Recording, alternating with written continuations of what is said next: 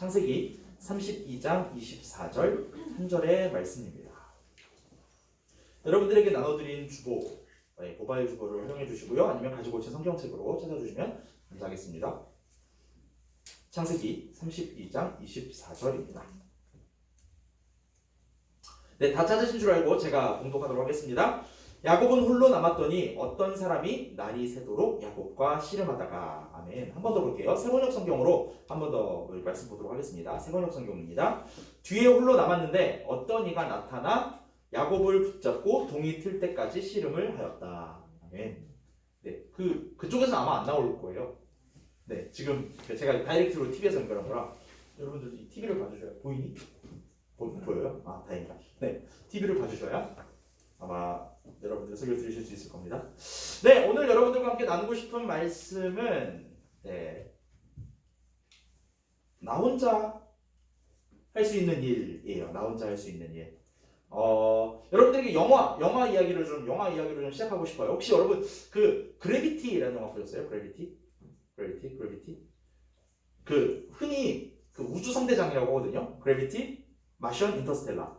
이 세계를 우주 3대장이라고 해요. 그래비티, 마션, 인터스텔라. 그 순서로 나왔을 거예요. 그래비티, 마션, 인터스텔라. 그런데 왜 이걸 우주 3대장이라고 하냐면 우주라는 우리가 미지의 영역이잖아요. 아무나 쉽게 갈 수 없는 곳이잖아요. 근데 우주에 대해서 너무 사실적으로 그리고 너무 또 과학적으로 이제 너무 잘 다뤄서 이걸 보는 사람들로 하여금 우주란 건 진짜 이렇겠다 라고 되게 몰입할 수 있게 만든 영화여서 이제 우주 3대장이라고 부르는데, 특히 이 그래비티, 전 이제 되게 정말 감명 깊게 봤어요. 이 그래비티라는 영화를 감명 깊게 봤는데, 여러분들한테 지금 보이는 이게 그래비티 포스터입니다. 포스터인데 간단하게 영화를 설명해 드릴게요. 이게 어떻게 된 거냐면, 그러니까 지구에서 지구 궤도를 돌고 있는 우주정거장이에요. 우주정거장, ISS라고 하죠. 우주정거장인데, 우주정거장에서 이제 미국에서 우주정거장으로 파견된 이제 2명의 이제 우주인들이 있었어요. 우주인들이 이제 수리하러, 이제 우주정거장에 뭐 잘못된 게 있어서 수리하러 갔는데, 거기서 이제 사고가 발생합니다. 어떤 사고가 발생하냐면, 지구 궤도를 돌고 있는 이제 인공위성이 엄청 많잖아요. 인공위성끼리 부딪힌 거예요. 부딪혀서 인공위성이 파편이 막 터졌는데, 파편이 지금 이 우주정거장을 향해 오는 거예요. 그래서 이 사람들이 이제 빨리 그 상황에서 좀 도피하고 좀 다시 지구를 귀환해야 되는 상황인데, 모든 상황을 그린 영화가 바로 이 그래비티라는 영화입니다. 그래서 보면 이게 주인공이 2명 딱 나오는데, 산드라 블록이랑 조지 클루니 이렇게 2명이 나와요. 제가 지금 이제 저기다가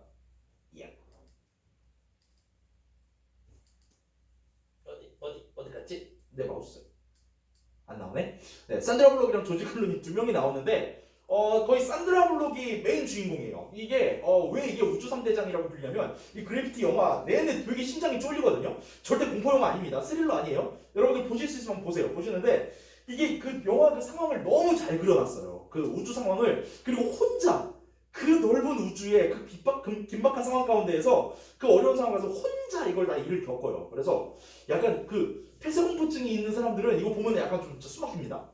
되게 영화를 너무 잘 만들어가지고 폐쇄공포증 있는 사람들이 보면 이 영화 보면 숨 막혀요.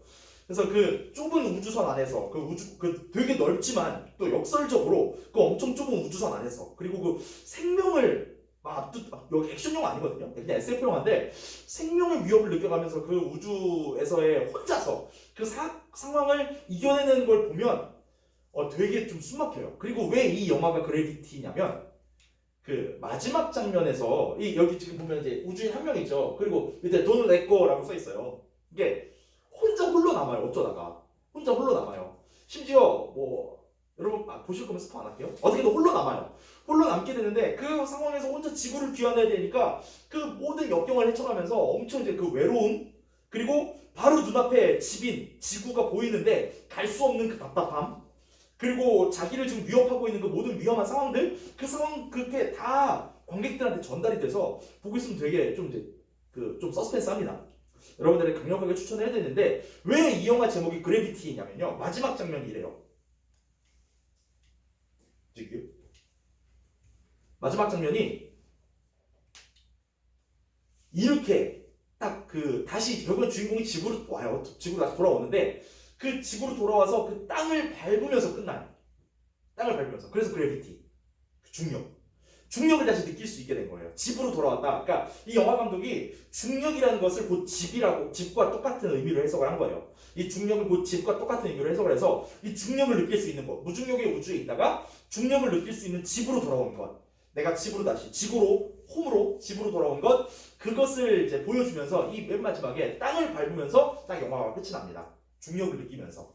그런데 왜 제가 여러분들에게 혼자라는 이야기를 하면서 왜 이 그래피티라는 영화를 가져왔느냐. 일단 앞에 얘기했다시피 혼자 그 우주에 있는 우주 속에 혼자 있으면서 그 상황들이 이겨나간다라고 했잖아요. 그러면서 진짜 좀 짠내나요. 보고 있으면 되게 심장이 쫄깃쫄깃하지만 동시에 되게 짠내나요. 혼자 그 마시온 혹시 봤어요? 마시온도 엄청 짠내나잖아요. 그 맷 데이먼 주인공이 혼자서 그 화성에서 자기를 구조하러 오는 그 구조 요원들이 올 때까지 버틴다고 막 그 감자 키우고 막 감자 키우다 막 날라가고 막 그 보면은 여러분 기회되면 마시온 꼭 보세요. 안 보신 분들이라면 마시온 진짜 꼭 보세요. 그리고 되게 짠내나요. 근데 이것도 비슷해요. 근데 좀 그런 긴박함보다는 그 마시온의 긴박함보다는 정말 그 생존 서바이벌에 대한 그 정말 그 애절함이라면 이 그래피티는 서바이벌인데 서바이벌에다가 그 서스펜스를 더해서 되게 이제 그런데 그 혼자 그 상황을 이겨나간다는 거 그리고 그 혼자 이겨나가는 상황의 반대편에 있는 게 뭐냐면 지구, 집, 홈, 중력. 곧 나 혼자 있는 상황과 역설적인 상황이 바로 지구이고 중력인 거예요.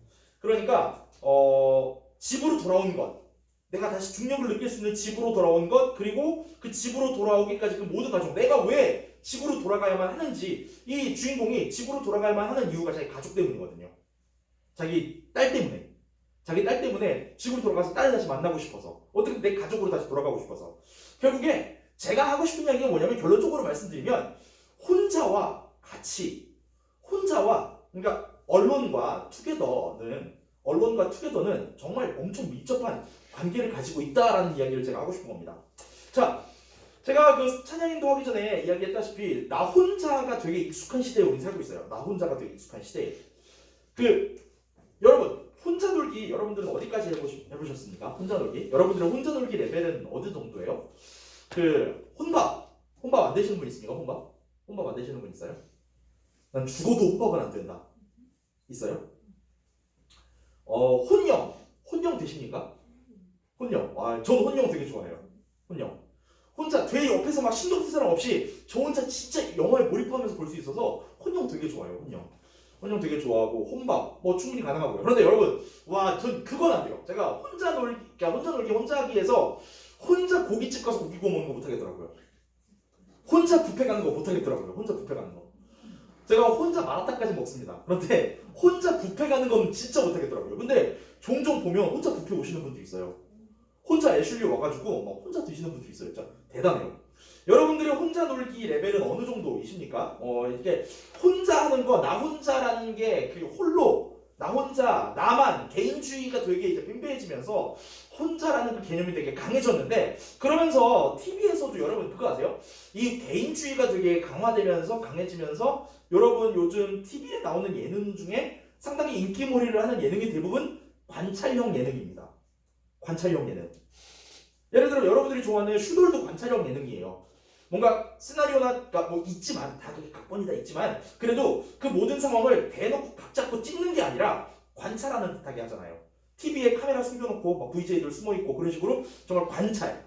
우리가 제3의 입장이 돼서 그 사람들의 그냥 삶을 관찰하는 예능들이 되게 유명하죠. 그리고 인기몰이를 하죠. 저도 이 관찰형 예능 중에 좋아하는 것이 있다면 그건 나 혼자 산다 참 재밌더라고요. 나 혼자 산다. 되게 좋아요. 나 혼자 산다 보면 진짜 실실 웃어요. 히히히 막 해서 혼자 되게 실실 웃는데 너무 재밌어요. 그 하는 짓들 보면 너무 재밌어요. 근데 여러분들도 동일한 거 느꼈을지 모르겠는데 나 혼자 산다를 보고 있으면 저기 나오는 인물들이 하는 거 보면 약간 때로는 부러움도 좀 있어요. 혼자 있으니까 혼자 저런 걸 또 즐길 수도 있고 혼자 저런 걸 할 수도 있구나라고 느끼기도 하는데 그리고 또 그런 것도 있잖아요. 혼자 그걸 해내려고 하는 그 되게 짠내나는 행동들 보면서 우리가 또 되게 거기서 웃음 포인트를 찾기도 하죠. 그렇지만 저는 나 혼자 산다에서 보는 것 중에 우리한테 주는 메시지가 저는 그 모든 게 있지만 저는 긍정적으로 본다면 혼자 사는 거에 대한 즐거움, 누릴 수 있는 것들 그리고 어찌 보면 되게 시트콤 같은 그런 웃긴 상황들 그게 모두한테 우리에게 주는 되게 기쁨이기도 하지만 전 나 혼자 산다에서 주는 메시지가 또 있다면 그런 것 같아요. 가끔 그럼 혼자 일을 했을 때의 그 뒤에 찾아오는 쓸쓸함에 대해서도 그냥 그대로 노출시켜서 보여줘요. 예를 들어 그런 경우 있었잖아요. 누가 이제 공연을 하고 나서 집에 돌아왔는데 혼자 막 화장 막 지우고 하면서 되게 쓸쓸한 그 상황들, 혼자 뭔가 해야 되고 그 되게 화려함이 끝난 이후에 자기에게 찾아온 그런 뭔가 좀 쓸쓸한 상황들, 그런 거를 또 우리에게 가감없이 보여주면서 혼자 사는 거가 저런 기쁨과 즐거움과 재미도 있지만 동시에 저런 쓸쓸함도 우리에게 주어지는구나 라는 것을 우리에게 정말 가감없이 보여주는 것 같습니다. 그래서 전 나 혼자 산다가 되게 좋아요. 그 쓸쓸함도 담겨 있어서 그냥 웃고 끝나는 게 아니라 그 쓸쓸함도 우리에게 메시지를 주다 보니까 전 나 혼자 산다 정말 좋아하는데, 그렇습니다. 결국에 사람은요 그런 것 같아요. 이제 아무리 뭐 비혼이다 뭐다 막 말이 많지만, 여러분 뭐 제가 지금 하는 얘기가 꼰대 같을 수도 있지만 여러분 들어주세요. 꼰대 같을 수도 있지만 들어주세요. 비혼이라고 하지만 일단 그리스도인의 입장에서는 인간은 하나님께서 인간을 창조하실 때 결코 혼자 살게 창조하신 것 같진 않아요. 결코 혼자 살게. 뭐 비혼에 대해서 뭐 말하려면 할 말 정말 많습니다. 하지만 그거에 대해서 지금 뭐 언급하진 않을게요. 하지만 우리가 어찌됐건 간에 뭐 꼭 결혼을 하는 게 혼자 살고 혼자 안 사는 게 아니라 할지라도 공동체 안에 있다는 거, 공동체 안에서 산다라는 거, 우리가 주어진 그 친구들이나 주어진 그 공동체, 커뮤니티 안에서 나 혼자 있는 게 아니라 그 커뮤니티 안에서 산다라는 것만 봐도 우리는 결코 혼자 사는 생명체, 혼자 사는 동물은 아니라는 것을 우리가 조심스럽게 생각해 볼 수 있습니다. 그래서 성경에도 보면요, 아담에게 하나님께서 하와를 만들어 주시죠. 아담에게 하와를 만들어 주시는데 여러분 기억하십니까? 하나님께서 아담에게 하와를 만들어 주신 이유? 아담이 혼자 있는 것이 보기가 좋지 않아서, 아담이 혼자 있는 것이 보기가 좋지 않아서 하나님께서 아담을 재워주시고 갈비뼈를 취해서 하와를 만드시죠. 즉 하나님께서 사람을 만드셨을 때 그 사람을 만드셨을 때 결코 사람을 혼자 살지 않게 만드셨다라고 우리는 이 부분을 해석해도 무방합니다. 아무 문제가 없어요. 하나님께서 사람을 같이 살도록, 혼자 사는 게 아닌 공동체 안에서 그리고 가족 안에서 우리가 관계할 수 있는 그 사람들의 관계 속에서 살아가도록 만드셨다라고 우리가 정의를 내려도 아무 문제가 없어요. 즉 우리는 나 홀로 할 수 있는 일이 있지만 궁극적으로는 우리는 같이 살아야 하는 사람들이라는 겁니다. 모여야 하고 같이 살아야 하고 함께 뒹굴어야 하고 함께 몸 부대껴야 하고 때로는 거기서 마찰이 있을 수도 있지만 그런 거를 극복해 나가면서 또한 성장하는 거죠. 그런 마찰을 이겨내지 못하면 결코 우리는 성장할 수 없습니다. 되게 아쉬운 얘기지만 우리가 그 마찰을 극복할 수 없으면요, 우리의 깜냥은 어찌 보면 거기가 우리의 깜냥 말고 무슨 표현이 있을까? 수준이라고 하면 너무 좀 비하하는 것 같은데, 하여튼 우리의 그 정도, 우리의 그 수준이 아직까지는 거기 정도까지인 거예요. 하지만 그런 마찰과 그런 어려움 속에서 극복해 나가면서 또 그 새로운 공동체, 그 공동체 안에서 서로 성장해가면서 나갈 수 있다면 그게 어찌 보면 올바른 인간상이겠죠. 그래서 저는 이렇게 생각합니다. 혼밥을 결코 못하는 친구가 어찌 보면 진짜 사람다운 사람 같아요. 혼밥을 못하는 친구가 어찌 보면 진짜 사람다운 사람인 것 같아요. 그런데 성경에는요 되게 또 역설적으로도 혼자 있는 거에 대한 이야기가 은근 많습니다. 제법 많아요. 혼자서 무언가를 해내고 그리고 무언가를 겪고 그 어려움을 이겨내는 과정들이 성경에는 많은 인물들을 통해서 우리에게 그 내용을 우리에게 알려주고 있습니다. 몇 명을 좀 살펴보도록 할게요. 먼저는 다윗입니다. 다윗이 나홀로 있을 때, 다윗이 혼자 있었던 시간에 대해서 좀 볼게요. 시편 142편 4절과 5절의 말씀인데요. 제가 읽어드릴게요. 내 우편을 살펴보소서. 나를 아는 자도 없고 피난처도 없고 내 영혼을 돌아보는 자도 없나이다. 여호와여, 내가 주께 부르짖어 말하기를 주는 나의 피난처시요 생존 세계에서 나의 분깃이시라 하였나이다 라고 되어 있어요. 여기 다윗이 이렇게 고백하죠. 나를 아는 사람도 없대요. 내가 피할 곳도 없대요. 그리고 내 영혼을 돌아보는 자도 없대요. 그런데 그 상황 속에서 그는 그 홀로 있는 상황 속에서 그가 5절에 이렇게 고백하는 겁니다. 진짜 지금 나 혼자 있어서 외롭거든요. 나 너무 힘들거든요. 근데 여호와여, 내가 주께 부르짖어. 하나님이 나한테 그렇게 위로를 해주신 게 아니에요. 다윗이 지금 하나님께 부르짖는 내용이거든요. 5절에 주님은 나의 피난처십니다. 생존 세계에서 나의 분깃이십니다. 그러니까 생존 세계에서 나의 분깃이라는 이야기는 내가 살아가는 이 땅에서 하나님이 나의 기업, 하나님이 나의 재산, 하나님이 나의 모든 것입니다 라고 다윗은 고백한 거예요. 지금 혼자 있어서 하나님 저 진짜 외로워요. 저 너무 힘들어요. 라고 하지만 주님이 계시니까 괜찮아요. 주님이 저 피난처 없는데요. 저 혼자 있어서 지금 제가 숨을 곳이 없는데요. 주님이 제 숨을 곳이세요. 이라고 고백하고 주님 저를 돌아보는 사람 아무것도 없고 제 손에 쥐어진 거 아무것도 없거든요. 그런데 저 하나님만 있으면 돼요. 라고 다윗이 고백하는 거예요. 근데 다윗이 이 시를 언제 지었나? 이 시편 142편은 언제 지었냐? 언제 지었냐 하면 다윗이 굴에 있을 때, 다윗이 가장 외로울 때예요. 이때가 언제냐면 사울에게 쫓겨서 그 생명의 위협을 느끼고 도망을 갔는데 더 이상 이 예루살렘 안에서 이스라엘 안에서 숨을 곳을 찾기가 어려운 상황이었어요. 그래서 다윗이 동굴로 들어가서 숨어버립니다. 동굴로 들어가서 숨어버리는데 그 동굴 안에 있으면서 그가 이렇게 고백한 거예요. 그 동굴 안에 자기 혼자 정말 비천하게, 정말 찌질하게, 정말 그 처참하게 그 동굴 안에 있으면서 그 어두움 속에서 나를 아는 사람도 하나도 없습니다. 내가 숨을 곳도 없습니다. 내 영혼을 돌아보는 사람도 없습니다.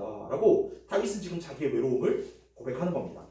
그런데 결국에 다윗은 다시 고백하죠. 하지만 하나님이 나의 피난처십니다. 하나님이 나의 모든 것이십니다. 다윗은 그 홀로 있는 시간을 통해서요. 다윗은 그 홀로 있는 시간을 통해서 그 외로움 속에서 그 어려움 속에서 그 어려움을 겪어내면서 그는 하나님이 진짜 나의 모든 것이라고 고백할 수 있게 됐어요. 그런데 그 이후에 어떤 일이 벌어지냐면요. 다윗이 그렇게 외롭게 굴에서 혼자 있고 났을 때, 혼자 있을 때, 그리고 이렇게 시편을 지었을 때 많은 사람들이 다윗을 찾아옵니다. 다윗과 똑같은 비슷한 사람들, 다윗처럼 외로운 사람들, 다윗처럼 어려움이 있는 사람들이 와, 저 사람이라면 내 마음을 공감해 줄 수 있겠다. 저 사람이라면 나를 이해해 줄 수 있겠다. 와, 저 사람한테 가서 이야기 좀 해봐야 되겠다. 내가 나 진짜 이렇게 힘들고 어렵거든요. 근데 그러면 얘기하면은 다윗이 다 공감해 줄 것 같아. 그래서 사람들이 그 다윗이 모여있던 굴로 모여들어요. 그래서 400명이 모여요. 그 400명이 나중에 다윗이 이스라엘을 정말 강력한 나라로 세워가는 데에 큰 일꾼들이 됩니다. 자, 우리가 외로운 곳에 있지만요, 그 외로움으로 끝난다라는 게 아니에요. 결국에 다윗의 이야기가 우리에게 주는 메시지는 다윗이 그 외로움 속에서 되려 다른 이들을 공감할 수 있는 그 능력을 얻었어요.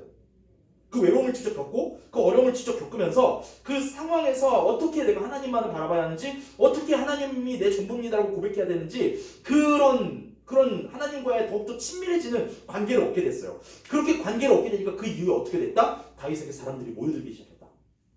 다윗이 그 사람들의 대장이 되었다. 왜냐면 자신이 겪은 그 상황으로 저 사람의 이야기도 듣고 공감해 줄 수 있고, 다른 사람의 이야기를 듣고 공감해 줄 수 있고, 또 저 사람의 이야기를 듣고 공감해 줄 수 있는 거예요. 왜냐면 다윗 자기도 다 겪어봤거든. 자기도 외로웠고 자기도 혼자 있어봤거든. 그걸 다 아니까 그렇게 말할 수, 그들에게 공감해주고 조언해주고 격려해줄 수 있었던 거예요. 그러니까 결국엔 그가 대장이 되었다.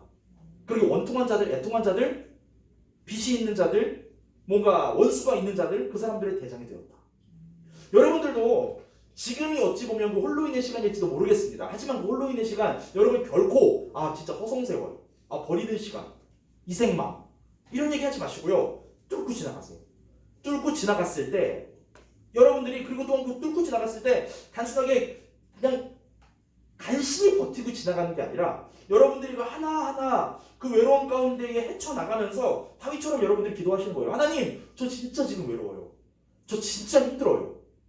그런데 하나님이 제 피난처세요. 하나님이 제 모든 것이세요. 이렇게 고백할 수 있는 여러분들이 되시길 소망합니다. 예수님도 혼자 계셨어요. 그 부분을 좀 같이 나눠볼게요.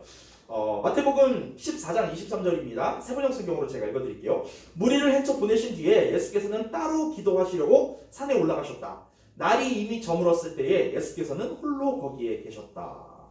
예수님도 혼자 계셨다라고 기록이 되어 있습니다. 예수님도 혼자 있었다. 그런데 어떻게 혼자 계셨냐? 자기를 둘러싸고 있는 무리를 다 보내셨어요. 그리고 난 다음에 혼자 따로 혼자서 기도하러 산에 올라가시고 거기서 홀로 계셨습니다. 예수님도 이렇게 홀로 기도하시는 시간을 제법 많이 보내셨어요. 그런데 지금 이 상황이 어떤 상황이냐면 바로 이 상황 이전에 그 물고기 2마리와 떡 5개로 5,000명을 먹이는 사건이 있었어요. 그리고 난 후에 많은 사람들이 예수님을 와, 진짜 저 사람 대박, 저 사람 진짜다, 저 사람 진짜 찐이다 이러고선 사람들이 따르기 시작했어요. 그런데 예수님이 그 사람을 따르는 걸 보고 막 예수님 짱이에요, 와 진짜 예수님 메시아인가 봐요, 예수님이 진짜 왕이신가 봐요, 막 이야기를 하는 그 소리들을 다 들으시는 상황에서 그렇지, 내가 좀 하지, 내가 좀 이 정도 되지, 그러시는 게 아니라 야 니네 다 돌아가, 다 돌아가. 다 가. 나 혼자 갈 거야. 나 혼자 있을 거야. 다 돌아가. 그리고선 일부러 자기 혼자서 산으로 올라가러 기도하시러 간 거예요. 제가 이 본문을 되게 좋아해요. 왜냐면 예수님이 무슨 기도를 하셨을까 되게 궁금해요. 예수님이 혼자 가셔서 무슨 기도를 하셨을까? 이 바로 앞전에 하나님의 영광을 드러내셨어요. 실제로 하나님의 기적을 행하시고 난 이후에 그 행하신 기적을 본 사람들이 예수님을 따르기 시작했단 말이에요. 예수님을 여기서 따랐다라는 거는 우와 예수님 그냥 따라다녀야지 졸졸졸 따라 이게 아니라 예수님을 추앙하기 시작한 거예요. 추대하기 시작한 거예요. 당신 진짜 왕이라고. 당신이 진짜 뭔가 되는 것 같다고. 아, 이 성경에서 말하고 있는 메시아가 바로 당신이시군요. 라고 그렇게 수많은 사람들이 이야기하기 시작했는데 그 이야기를 들으면서 예수님은 헤쳐 보내신 뒤에 무리를 다 물러가게 하신 뒤에 다 떠나가게 하신 뒤에 혼자 남으셔서 기도하셨다. 무슨 기도를 하셨을까요? 저는 이렇게 상상을 해봤어요. 예수님도 인간이셨기 때문에 인간이면서 동시에 하나님이시기 때문에 하나님 저런 이야기 들으니까 정말 제 마음이 흔들립니다. 그냥 저 이야기 듣는 대로 그냥 하면 안 될까요? 예수님 제가 십자가에 달릴 걸 알고 계셨거든요. 되게 하나님께 원망하면서도 하나님 왜 그냥 저 능력대로 제가 하나님의 능력을 행할 수 있는데 그대로 그냥 능력대로 해도 되는데 왜 꼭 제가 십자가에 달려야 할까요? 십자가에 죽어야만 할까요? 이렇게 하나님께 물어보는 기도를 하지 않으셨을까? 라고 저는 조심스럽게 생각을 해봐요. 하지만 결국에 예수님은 다윗이 그랬던 것처럼 그리고 나중에 예수님께서 겟세마네 동산에서 기도하실 때 그랬던 것처럼 하나님 제 뜻대로 하지 마시고요. 하나님 뜻대로 하세요. 아마 이렇게 기도를 하셨을 것 같아요. 그런데 또 예수님께서 지금 이 홀로 계셨던 상황에 그럼 제자들은 무엇을 하고 있었나?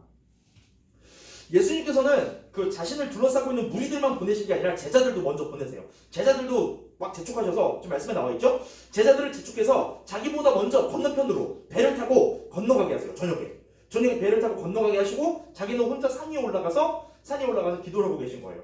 근데 이거를 그린 많은 그림들을 보면 그렇게 있어요. 예수님은 산 위에서 기도를 하고 계시고 저쪽 밑에 바다에서 파도가 막 일렁이는데 작은 배 하나가 딱 있는 그림들 종종 볼 수 있는데 예수님은 이 지금 상황을 다 알고 계신 상황에서 제자들도 한번 홀로 둬보신 거예요. 예수님이 없는 제자들을 지금 홀로 두신 거예요. 자기도 혼자, 제자들도 혼자. 그런데 아니나 다를까 제자들이 있는 그 바다에 예수님이 없는 그 제자들에게 엄청난 풍랑이 닥치게 됩니다. 그 바다에서 태풍이 일어나게 돼요. 그래서 제자들이 그 배 위에서 죽을 지경에 이르게 돼요. 죽을 지경에 이르게 되는데 그때 예수님께서 어떻게 하셨다? 바다 위로 걸어가서 25절 후반절에 예수께서 바다 위로 걸어서 제자들에게로 가셨다. 여기가 주는 메시지가 또 있습니다. 여기서 주는 메시지가 또 있어요. 이 부분은 우리가 제자들의 나홀로라고도 이야기할 수 있거든요. 제자들의 나홀로. 예수님도 홀로 계시고 제자들도 나홀로 있었어요. 제자들끼리 있었지만 그 예수님 없는 제자들은 홀로 있는 제자들인 거죠. 그 홀로 있는 제자들이 예수님 없이 그들이 홀로 있으니까 그들에게 무엇이 찾아왔다? 풍랑. 태풍이 찾아왔다. 그런데 그 태풍이 찾아왔을 때 그들이 그 태풍을 이겨나갈 힘이 있나 없나? 없다. 그런데 예수님이 그 태풍 위를 걸어서 오셔서 잠잠케 하실 수 있는 것. 여러분 이거 뭔가 우리에게 주는 메시지 있지 않습니까? 확 느껴지는 거 있지 않아요? 우리는 결국 이거예요. 우리도 제자된 삶을 살아가고 있는 이 시대의 제자들이잖아요. 예수님 없이는 우리가 할 수 있는 게 아무것도 없다는 겁니다. 예수님 없이는 우리에게 닥쳐오는 풍랑을 이길 힘이 없어요. 그거를 잠잠케 할 능력이 없어요. 우리에게는. 예수님만이 하실 수 있거든요. 그렇기 때문에 우리는 결코 나 혼자 예수님 없이 특히 예수님 없이 나 혼자 산다? 불가능합니다. 불가능한 사람들이에요. 예수님이 때로 우리를 외로운 자리에 둘 수 있지만 그 자리에도 예수님은 계십니다. 함께 하세요. 예수님 없이 나 혼자 사는 경우는 우리 삶에 없어야 하고요. 없습니다. 자, 그럼 오늘의 본문의 내용으로 돌아와 봅시다. 야곱도 지금 혼자 있었던 시간이에요. 우리 본문의 내용을 보면은 그 24절의 내용이었죠. 뒤에 홀로 남았는데 어떤 이가 나타나 야곱을 붙잡고 동이 틀 때까지 씨름을 하였다. 26절. 그가 날이 새려고 하니 놓아달라고 하였지만 야곱은 자기에게 축복해주지 않으면 보내지 않겠다고 때를 썼다. 라고 되어 있어요.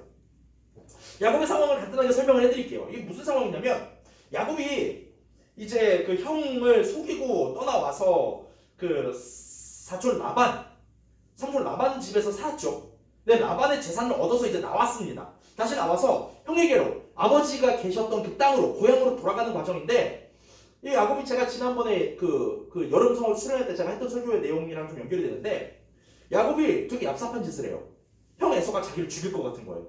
아니나 다를까 형이 군대를 이끌고 지금 자기에게 오고 있다는 소식을 들어요. 그러니까 야곱이 어떻게 하냐면 그 때를 나눠요. 자기의 재산과 자기의 소유를 나눠서 선물할 거를 맨 앞에 보내고 그리고 그 뒤에 자기 가족들 보내고 그러니까 분산시켜요. 자기의 재산을 다 잃지 않도록 막 사방팔방 분산시켜 놓고 다 보내고 난 다음에 자기 혼자 남아요.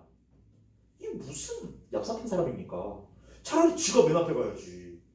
지가 맨 앞에 가서 형한테 무릎을 꿇든지 하든지 싹싹 빌든지 해야지. 지 혼자 살겠다고 지 앞에 가족들까지 심지어 자기 와이프랑 자녀들까지 다 보내놓고 자기는 지금 혼자 뒤에 있는 거예요. 완전 진짜 완전 이런 얼마나 얍삽한 거예요. 근데 그렇게 뒤에 홀로 남아 있었어요. 그때 야곱이 어땠을까? 전 이런 거 되게 좋아하거든요. 그래서 이게 생각하는 거. 성경에 나와 있지 않지만 그 간격에 대해 간격의 그 개인이 어땠을까라는 생각을 하는데 야곱이 어땠을까? 여러분 어땠을 것 같아요? 되게 자기 자신이 한심하지 않았을까요? 나 진짜 쓰레기같이 산다. 이 생각하지 않았을까요? 다 보내놨어요. 자기 혼자 살겠다고. 그리고 홀로 남아있는 그 상황. 와, 진짜 자기 혼자 그 밤에 달빛이랑 별빛만 있는 그 밤에 자기 혼자 그냥 도리에 턱까지 앉아있는데 얼마나 외롭고 쓸쓸하고 비참했을까요? 그리고 진짜 나 혼자 살아보겠다고 나도 참 진짜 더럽다. 별짓 다 한다. 이 생각하지 않았을까요? 그런데 그때 어떤 이가 야곱한테 나와서 씨름을 하자고 합니다. 여러분 이게 한국 성경으로 씨름이라고 되어 있어서 그냥 삿바 잡고 씨름했나 보다. 매치기 한판 이런 거 했나 보다 싶은데 아니요. 이거 히브리어 원어로 보면 그냥 싸운 거예요. 둘이서 주먹 다짐한 거예요. 주먹 다짐. 밤새 그냥 격투기를 한 거예요. 둘이서. 그러니까 목숨 걸고 한 겁니다. 갑자기 어느 사람이 와서 이건 뭐예요? 야곱이 그냥 이렇게 도리야 턱 앉아서 나 진짜 쓰레기같이 산다. 나 왜 이러지? 근데 어떤 사람이 오더니 옆구리를 발로 그냥 한번 빡 걷어차고서 이거 와. 이거랑 지금 똑같은 거예요. 그러면 승진나 둘이 막 싸워요. 막 싸우는데 26절에 그가 날이 새려고 하니 놓아달라고 하였다. 지금 이 야곱을 찾아온 건 천사였거든요. 천사랑 야곱이 이렇게 싸우고 있는데 밤새 목숨 걸고 둘이서 목숨 걸고 싸우고 있는데 밤이 새 때까지 싸운 거예요. 그러니까 날이 해가 뜨려고 하니까 야 이제 나 갈게. 야 안 되겠다. 나 갈게. 나 좀 놔줘. 갈게. 그러는데 야곱이 범상치 않은 사람인 걸 안 거지. 이게 사람이 아니라 범상치 않은 사람이라는 걸 알고선 당신께서 나한테 축복 안 해주면 당신 안 보냅니다. 나 축복 안 해주면 당신 안 보냅니다. 라고 때를 썼다. 붙잡고 때를 썼다라고 되어 있어요. 자, 여러분 이 부분이요. 야곱이 나홀로 있었던 바로 이 시간을 오늘 우리한테 적용을 하면 뭐가 되냐면요. 야곱의 예배입니다. 야곱은 그렇게 예배드린 거예요. 야곱은 하나님께서 보내신 천사, 야곱을 축복하려고 보내신 그 천사를 끝까지 붙잡고 늘어졌어요. 끝까지 뭔가 얻어내려고, 뭔가 받으려고, 그 축복 받으려고, 그 복을 얻으려고, 근데 끝까지 그를 잡고 보내지 않겠다라고 때를 썼어요. 우리의 예배가 이런 예배가 되길 소망합니다. 매 예배 때마다 단순히 그냥 나 교회 다니는 사람이니까 그 출근도장 찍듯이 착항 찍듯이 이게 착항 아니구나. 나 때까지만 해도 그 착항 그런 게 기록기가 있었는데 나 어렸을 때만 해도 여러분들은 그런 게 아니겠구나. 그냥 자동으로 돼 있구나. 그런 그냥 출근 도장 찍듯이 그냥 여기 한번 그냥 발 한번 담그고 가면 되는 거. 그런 게 아니라 이 예배가 야곱이 그렇게 밤새도록 붙잡고 늘어졌던 것처럼 하나님 오늘 저 만나주세요. 하나님 오늘 저 축복해주세요. 하나님 은혜 알게 해주세요. 하나님이 누군지 깨닫게 해주세요. 내 삶에서 지금도 일하시는 그 예수님의 이름의 능력이 뭔지 좀 깨닫게 해주세요. 라고 이 예배 시간에 우리 안에 그런 간절함이 있어야 된다는 겁니다. 그런데 야곱이 어떻게 예배 드렸다? 혼자서. 여러분 지금 온라인으로도 예배를 드리고 있는 여러분 그 자리가 야곱의 예배의 자리가 되기를 소망합니다. 그냥 TV 틀어놓고 아무 생각 없이 멍하니 나 혼자 산다고 예능 보는 것 같은 시간이 아니라요. 여러분들이 그 시간이 진짜 예배의 시간이 되기를 소망합니다. 이 시간을 통해서 하나님께 붙들려보는, 하나님께 한번 매달려보는, 하나님 붙잡고 늘어져보는 그런 시간이 되기를 소망합니다. 최근에 목사님들과 대화하다 그런 이야기를 들었어요. 어느 성도님이 궁금해서 물어보셨대요. 왜 목사님들은 사도신경을 할 때 눈을 뜨고 하십니까? 라고.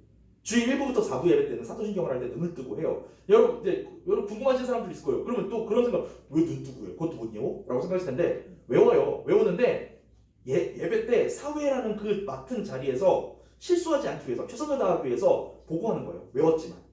외웠지만 보고하는 거예요. 왜냐면 실수하면 안 되니까.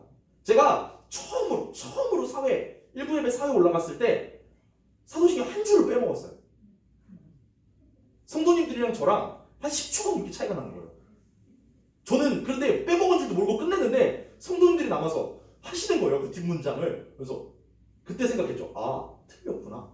그 이후부터 저 무조건 보고해요. 그냥 보고해요. 아무리 외우고, 왜냐면 저 보는 거 예배 때 방금 저 그냥 외워서 했어요. 외워서 했는데 그렇다고 이 예배가 안 중요하다는 거 아니야. 충분히 외울 수 있으니까 외워서 하는 거야. 그런데도 이제 그 예배 때는 이제 그 좀 더 이제 예식과 예전 그런 게 있다 보니까 거기에 최대한 누를 입히지 않으려고 보고 하려고 해요. 그리고 긴장도가 좀 달라요.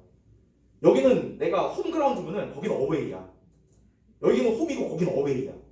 내 홈은 여기야. 홈구장은 여기여서 어웨이 너무 긴장돼. 그래서 사도신경 보고 하는데 여러분 그런데 저는 반대로 질문하고 싶어요.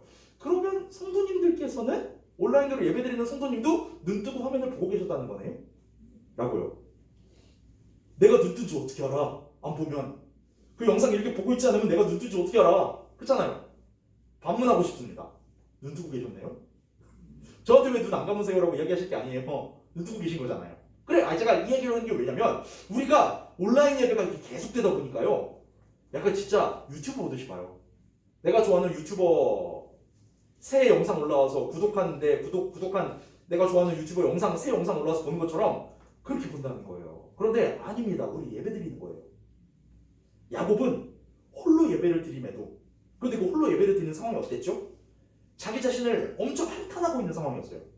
자기 자신을 비참하게 여기고 있는 상황이었어요. 근데 그 상황에서도 예배를 드리면서 이 천사가 하나님이 보내신 분이라는 것을 알자 그를 붙잡고 나를 축복해 주지 않으면 당신 보낼 수 없다라고 밤새도록 때려 부렸어요. 우리의 예배가 그런 예배가 되길 소망합니다. 하나님한테 때려 부려보세요. 그런데 하나님 저 좀 축복해 주세요. 하나님 저 제발 비전 주세요. 제 앞길 좀 열어주세요. 제 앞길 좀 보여주세요. 라고 때를 쓰는 시간이 되길 소망합니다. 그렇게 간절함 있는 예배가 되기를 소망합니다. 혼자에 대해 이야기를 했습니다. 그런데 여러분 지금 이 시대를 살고 있는 우리 지금 이 시대를 살고 있는 이 시대에 포스트 모더니즘이라고 하죠. 그런데 여러분 그거 아세요? 코로나가 터짐으로써 포스트 모더니즘이 이제 고전이 됐어요. 더 이상 개인주의에 대해서 말할 수 있는 시대가 아니에요. 포스트 모더니즘이 이제는 끝난 시대예요. 이제 포스트 모더니즘도 구시대의 유물, 고전이 되어버린 시대인데 최근에 제가 이거 혼자와 또 다른 여러 가지 가치들에 대해서 공부를 하다가 설교 주면서 공부를 하다가 되게 유명한 석학이에요. 되게 유명한 석학인데 그분이 하신 이야기가 저한테 되게 많은 좀 울림이 있어서 여러분들의 그 이야기를 좀 나누고 설교를 좀 마치고자 해요. 이 사람 아세요?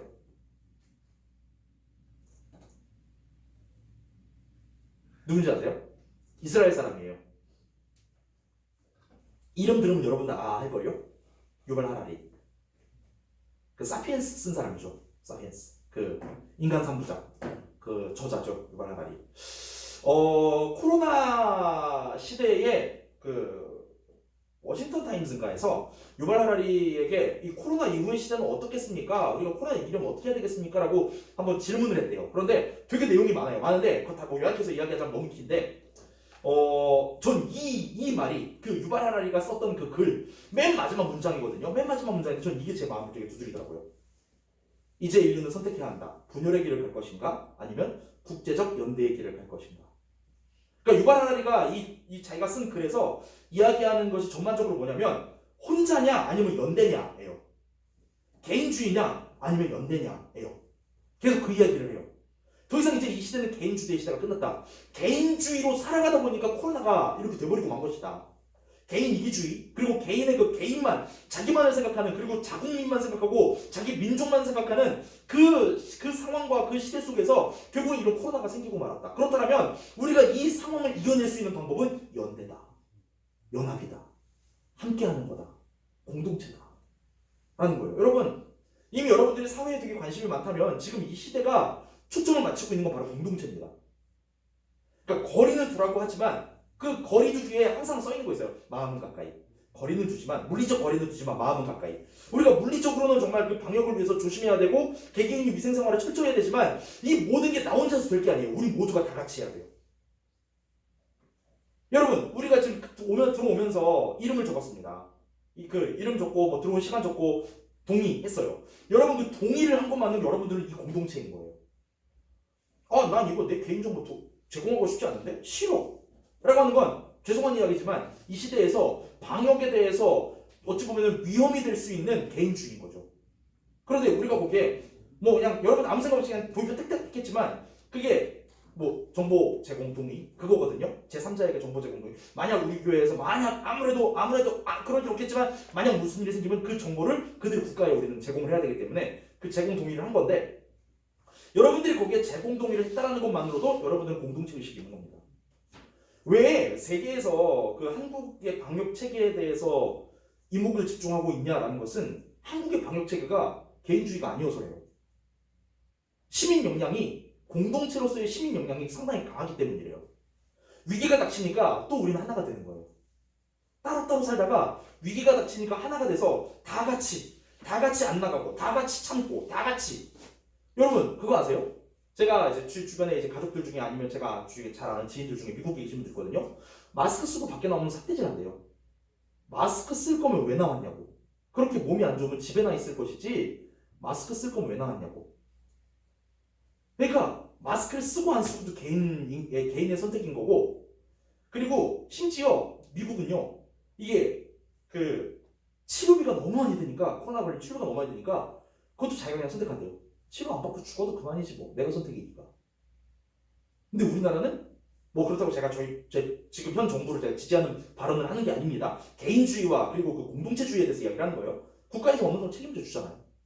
치료에 대해서 검사에 대해서도. 그래서 전 세계가 K방역이고 말하는 게 우리는 지금 K방역이고 뭐 K방역이라고 또 이제 비하하기도 하지만 K방역에 집중하는 이유가 바로 그 공동체 때문이에요. 공동체, 연대 때문에.